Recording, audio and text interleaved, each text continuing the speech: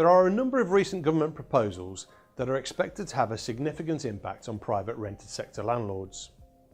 The lettings industry is coming under ever greater scrutiny, generating a wide range of viewpoints from many commentators and dividing opinion. With this video, we hope to illuminate some of the key facts for you.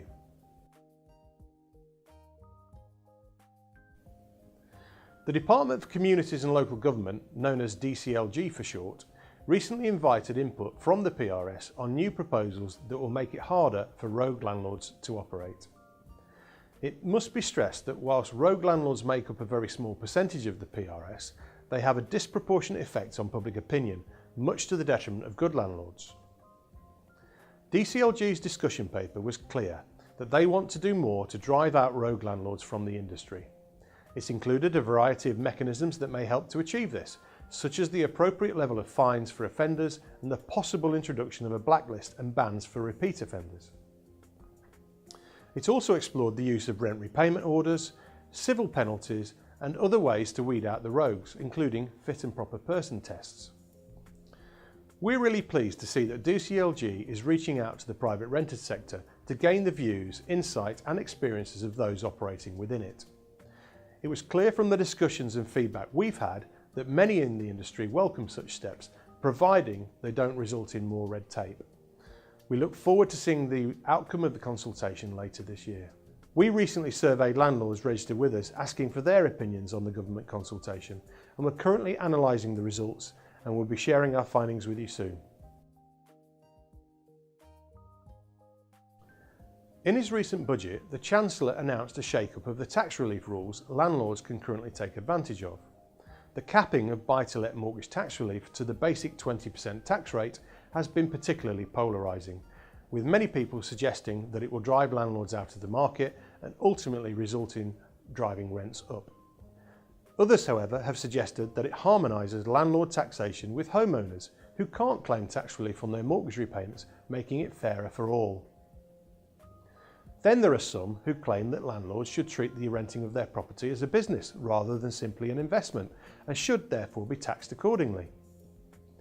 Much of the discussion rests on whether landlords view buying a property to let as a way to generate immediate additional income, or whether they see it as a long-term investment in terms of house price appreciation over a longer time frame. Another area where tax relief changes have been proposed is for wear and tear of furniture and fittings. Currently, landlords can claim a wear and tear allowance of 10% of rent received, regardless of the level of costs incurred, meaning that some landlords gain relief where no expenditure has been made, whilst others spending above the 10% level are limited on the relief that they can claim. It's also restricted to fully furnished properties only.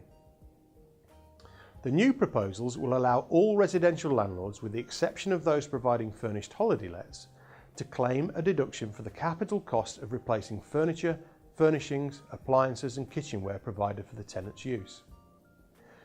It is important to note that this tax relief is strictly for the replacement of existing furniture and fittings and not for furnishing a property in the first place. If you'd like to make sure your voice is heard, HMRC are currently running a consultation on the proposals until the 9th of October this year.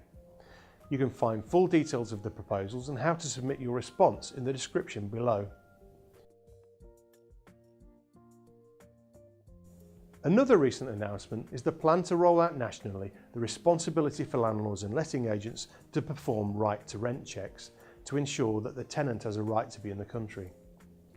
This idea has been trialled in the West Midlands, and whilst the full year results have yet to be compiled and released, the government has decided they will press ahead with expanding the scheme to the rest of the UK. You can read more about the pilot scheme on our blog.